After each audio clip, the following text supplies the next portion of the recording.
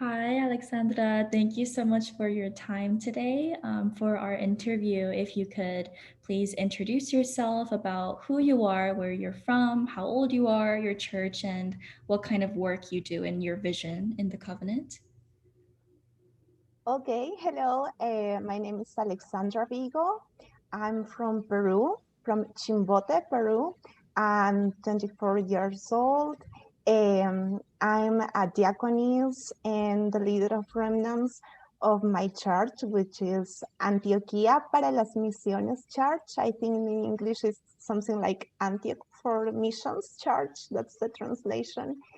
And that's it. Yeah, could you please share about like your the work that you are doing right now and your vision that you are praying for? Okay, yeah, sure.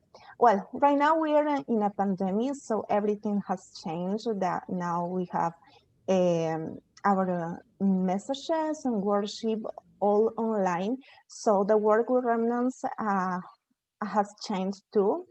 What we're doing now is that we have virtual forums by Zoom, and we're also sending them videos that the team of remnants, because I'm the leader, but I work with a team.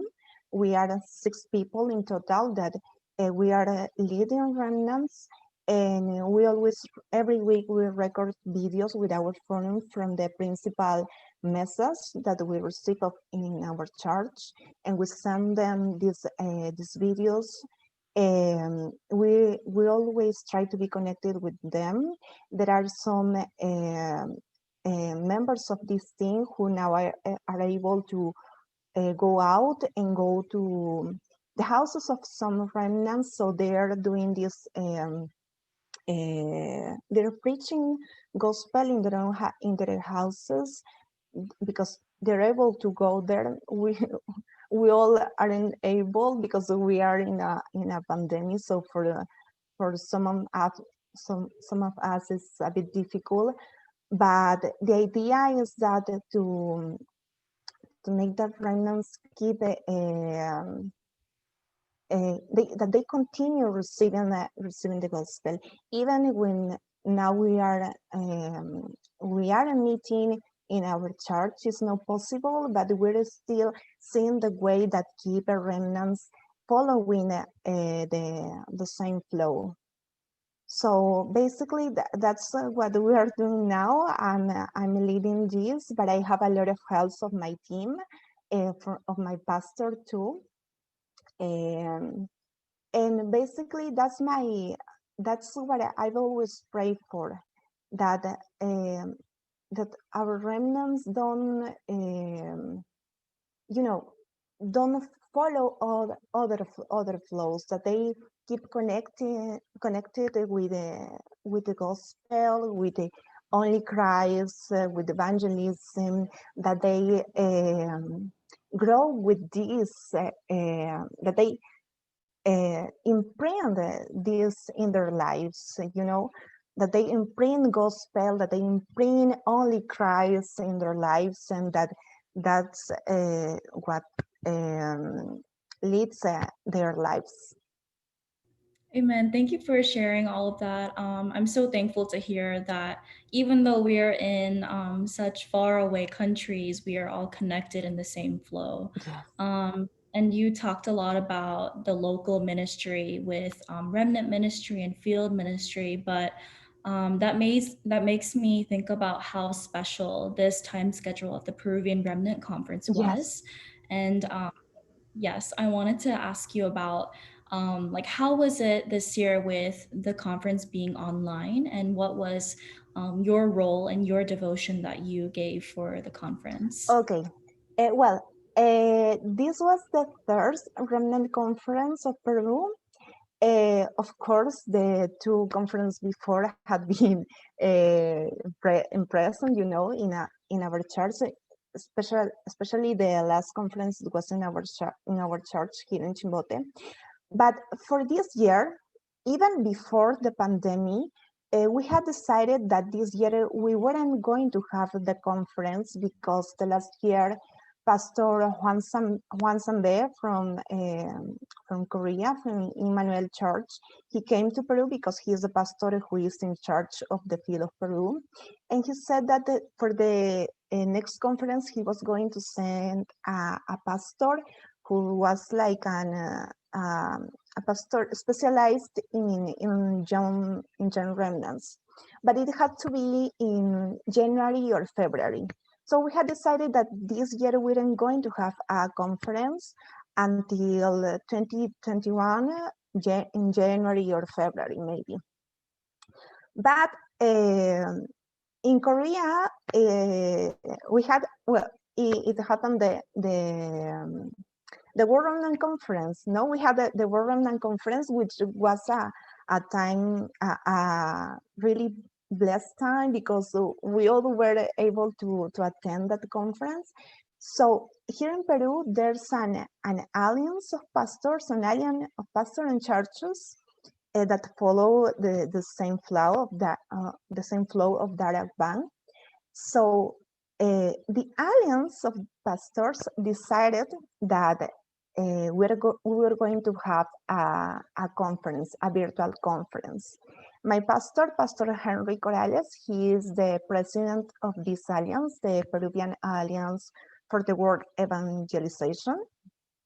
And one day he came and told us, we are talking, the pastors of the alliance are talking about this, and we wanted to make this conference a virtual conference. So at the beginning, to be honest, I wasn't so sure if this was like a good idea, especially because it was going to be very fast. He told us with only 1 month of 1 month before, I think, I don't remember exactly. So I wasn't so sure because I knew that a conference needs a lot of we have to prepare a lot of things. But I said, okay, just no, if it's for remnants, it's okay. But basically the pastors were who coordinate everything, how this was going to take place, how this was going to be. So, but I tried to help as much as I could, especially with all which is in, all about media. I helped with making some videos, all the banners that you could see. I did it. I made them. And of course, always telling remnants, we're going to have this conference. It's going to be a special time, a special moment. So please, we hope that you attend this conference. And my pastor told me that as I'm the leader of Remnant, I had to be there. I have to introduce him. I have to I don't know how to say this in English, sorry. I had to be the person who was going to be in charge of the first part. So I was very nervous that day, but God helped me. So we were the first charge in the conference that that was presenting, and so God gave me the honor of being the person who opened the conference, introduced my pastor, and do all the first part of the conference. That's so incredible. I think that I'm so grateful to hear that God has prepared an absolute disciple like you who can devote yourself for the Lord and for the remnant movement at such a time of need. I'm sure that you were very busy putting everything together for the conference, but I wanted to ask you. Yeah. But I wanted to ask you, after all those preparations and after you got a chance to sit down and watch everything being broadcasted live for the conference, what was the message that God put in your heart or the covenant that He gave you through the conference? And what were some other answers that He gave you? Well, wow, it was. It's always amazing that seeing the remnants are connected. And as I said in the conference, this is an opportunity not only for remnants to attend this conference, but also for families, because they saw the conference with other families in their houses. We have photos of them seeing the conference and all the families. And so, and and it's different when it's a virtual conference, but because you don't exactly if they're attending or they're not, but we could see that they were attending. And for me, and especially for me, the grace that I could receive with this conference, it was like to confirm something that I had received in the World Remnant Conference, which is to see everything in advance. I think that was the principal message for me, to see everything in advance. My pastor always says that maybe before, when we didn't follow God, when we were in the world without God, all the events that came to our life, all the things that happen in our lives could be problems. But now with God, we don't have to see them as problems. We have to see them as opportunities of blessings. So that's something that I think it's very important. And that's something that I've seen many times in my life. But I think as human beings, sometimes it's difficult to see when you have a problem, when you are going through something difficult, to see in advance, to see what's the blessing that God has for me. But I think that has to be the question, no? What is what God wants of me with this situation? So that's like the principal message that I've received. And I hope that the remnants had received a lot of grace with the conference too.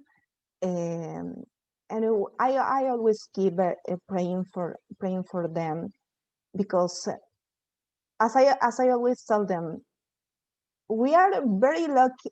We're very lucky to have this gospel, to have the real gospel, to have um, our salvation, and also I always tell them, you don't know, but you are so um, you know exactly what God is going to do with you, but I'm pretty sure that God is going to do amazing things with you. So I hope that they imprint this in their not only in their minds but also in their hearts, and they continue they follow this flow with this thought, believing that God has amazing plans in their lives, and that they have to see everything in advance. They don't have to be centered only in the problems of the problems that maybe their families are going through. They only have to see only Christ. Amen. And I think I remember when I was watching the live broadcasting of the conference, I listened to what Reverend Rue was saying about Peru, and Pastor Rue was saying that out of all of the multi-ethnic disciples who have come to Korea to receive training and gone back to their respective countries, Peru is experiencing the most fulfillment of biblical evangelism and the remnant movement. And I think that it's just so special that you guys received that word together of seeing the future of your covenant journey in advance.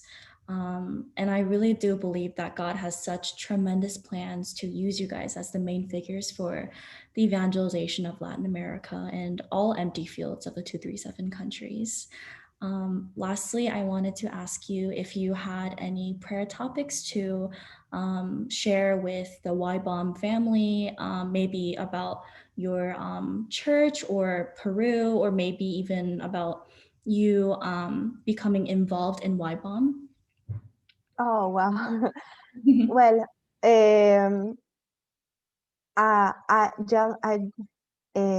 my prayer topic is always for remnants.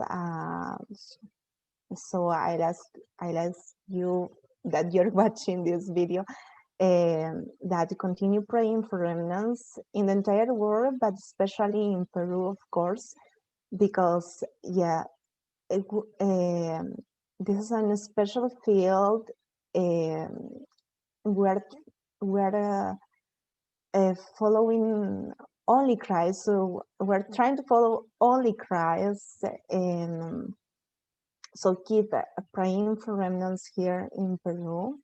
I think our pastor is doing an amazing work, and I feel very honored to be part of this journey that God is doing in this field. So I think it's that is praying for remnants in Peru. Another prayer topic that we have is that um, we can open our church very soon, because I don't know how it's in other countries, but here in Peru, all the churches are closed, and we really want to meet and give a worship in our church. We all together in the same spirit. We're doing it now in our houses, but we really would love to do it again in our church. So we hope that we could open our church soon. So if you can pray for that, it would be amazing too. And about YBAWM, well, that's something new for me. That's something that I didn't know very much. That I think God is allowing me to know more things, new things in this movement that I didn't know before, thanks to the meetings that He is allowing me to have. So I'm very thankful for that. Um, at first, my first idea to enter to YBAW, it was like be the translator of my boyfriend, but now I think it's just an excuse that God has. I think God has more and bigger plans, and of course, I think always the main plan that He can have, and the main plan that I want to serve for is to raise remnants um, here in the field that God has allowed me to have, and also in the world if He wants. Amen. Thank you so much for sharing your insight and all of your prayer topics and answers today. I think this will conclude the interview. Thank you so much. Thank you.